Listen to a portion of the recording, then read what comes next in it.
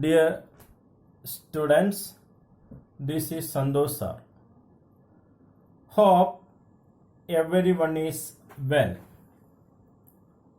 I think everyone is doing well. Now we can complete the portion through these video clips. If you have questions on the parts we are taking now, please inform the relevant teachers. The class I am taking now is the rest of the last class. The last class we discussed about leadership and its importance. Now we are discussing leadership styles.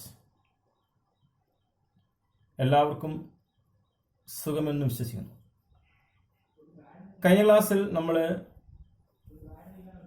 ചർച്ച ചെയ്തത് ലീഡർഷിപ്പും അതിൻ്റെ പ്രാധാന്യവുമാണ്. Leader മാനേജ്മെന്റിൽ ബിസിനസിന്റെ പുരോഗതിക്കായി ലക്ഷ്യപ്രാപ്തിക്കായി എന്തെല്ലാം കാര്യങ്ങളാണ് ചെയ്യുന്നത്, അതിൻ്റെ പ്രാധാന്യം എന്താണ് എന്നതാണ് ചർച്ച ചെയ്തത്. ഇപ്പോൾ നമ്മൾ ചർച്ച വരുന്നത് ലീഡർഷിപ്പ് സ്റ്റൈൽസ് ആണ്. Leadership styles are the pattern of behavior which a leader adopts in influencing the behavior of his followers. It refers to the behavior exhibited by a leader during supervision of employees. It shows the leader's philosophy, skills, and attitude in practice. Various styles of leadership are adopted by different leaders.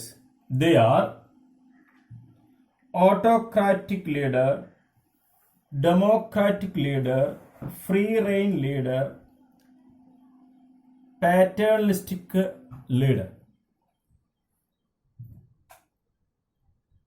Management ലീഡർഷിപ്പിലേക്ക് കൂടി ചെയ്യുന്നത് തന്റെ വർക്കേഴ്സിനെ ബിസിനസിന്റെ ലക്ഷ്യപ്രാപ്തിക്കായി പരമാവധി തയ്യാറാക്കലാണ്.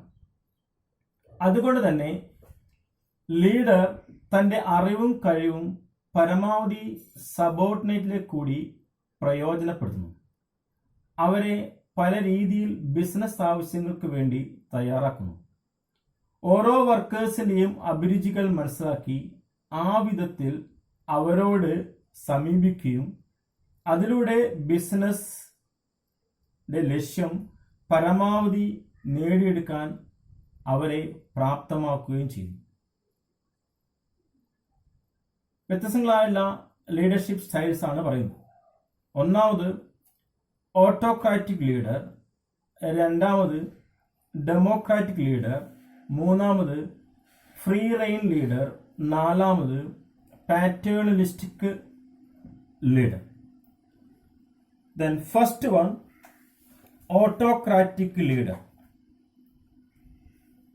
In autocratic leadership style, a manager centralizes decision-making power and authority in himself and exercises complete and full-fledged control over his subordinates. He gives orders and the subordinates are expected to obey them. He determines policies for the group without consulting them. He does not care to know the feeling of the workers. Autocratic leader അഥവാ ഏകാധിപത്യ leader. ഒരു leader തന്റെ തീരുമാനങ്ങൾ സ്വന്തമായി കൈക്കൊള്ളുകയും കീഴ് ജീവനക്കാരെ അത് അനുസരിക്കാൻ നിർബന്ധിക്കുകയും ചെയ്യുന്നു. തീരുമാനങ്ങൾ എടുക്കാനുള്ള അധികാരം ലീഡർക്ക് മാത്രമാണ്. അതുപോലെ കീഴ് ജീവനക്കാർക്ക് ലീഡർ പറയുന്നത് പോലെ മാത്രമേ പ്രവർത്തിക്കാൻ സാധിക്കൂ. തീരുമാനങ്ങൾ എടുക്കുന്നതിൽ കീഴ് ജീവനക്കാരുടെ ഒരു ഇടപെടലും അനുവദിക്കുന്നില്ല. തീരുമാനങ്ങൾ എടുക്കാൻ കീഴ് ജീവനക്കാരുടെ ഒരു ഇടപെടലും അനുവദിക്കുന്നതല്ല. സബോർഡിനേറ്റ്സിന് അഭിപ്രായങ്ങൾ ഒരു വിധത്തിലും അംഗീകരിക്കപ്പെടുന്നില്ല. അതായത് കീഴ് ജീവനക്കാരുടെ അഭിപ്രായങ്ങൾ ഇവിടെ മാനിക്കപ്പെടുന്നില്ല. Second one, democratic leader. It is also called participative or consultative leadership. Decentralization of authority is vested with this type of leadership. A participative manager decentralizes his decision-making process. He decentralizes authority and allow the subordinates to share his power. A democratic leader provides freedom of thinking and expression. He listens to the suggestions, grievances, and opinion of the subordinates. Democratic leader അഥവാ ജനാധിപത്യ leader. ഒരു ജനാധിപത്യ leader തീരുമാനങ്ങൾ എടുക്കുന്ന പ്രക്രിയയിൽ കീഴ് ജീവനക്കാരെ കൂടി ഉൾപ്പെടുത്തുന്നു. ഇരു കൂട്ടർക്കും യോജിച്ച തീരുമാനങ്ങൾ കൈക്കൊള്ളാൻ ഈ രീതിയിലുള്ള നേതൃത്വം അവസരമൊരുക്കുന്നു. അതായത് കീഴ് ജീവനക്കാരുടെ അഭിപ്രായങ്ങൾക്കും പ്രാധാന്യം നൽകുന്നു. കീഴ് ജീവനക്കാർക്ക് അവരുടെ അഭിപ്രായങ്ങളും ആശയങ്ങളും പങ്കുവെക്കാൻ ഇത്തരം ലീഡർഷിപ്പിൽ സാധിക്കുന്നു. Then third one, free rein or laissez-faire leadership. Free rein or laissez-faire leadership. Free rein or laissez-faire technique means giving complete freedom to subordinates. This means the leader passes on the responsibility for decision making to his subordinates and takes a minimum initiative in administration. He gives no direction and allows the group to establish its own goal and work out its own problems.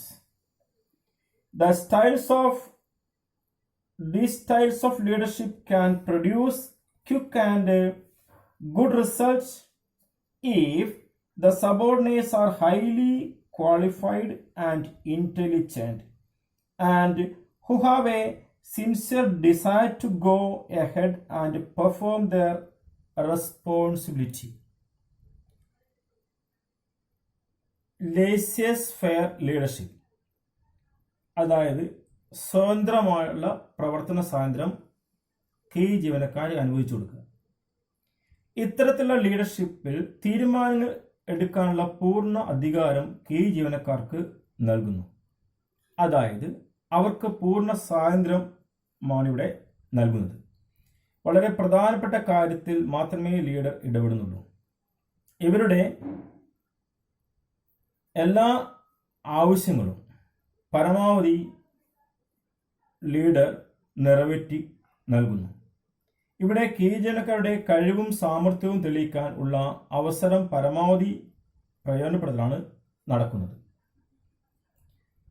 And last one, that is paternalistic leadership.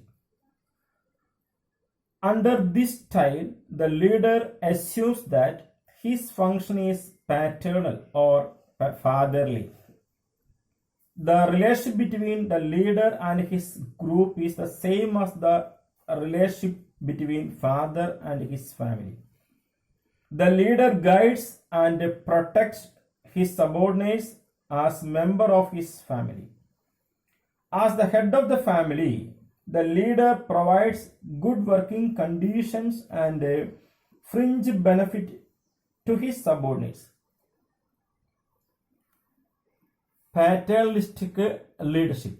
ഇത്തരത്തിലുള്ള leadership ഒരു family atmosphere ആണ് ഉണ്ടാക്കുന്നത്. Leader രക്ഷിതാവിൻ്റെ സ്ഥാനത്ത് നിന്ന് തൻ്റെ കീഴ് ജീവനക്കാരെ കുടുംബത്തിലെ അംഗങ്ങളെ പോലെ കാണുന്നു. അവർക്ക് ആവശ്യമായ കാര്യങ്ങൾ കൃത്യമായി കണ്ടറിഞ്ഞു ചെയ്യുന്നു.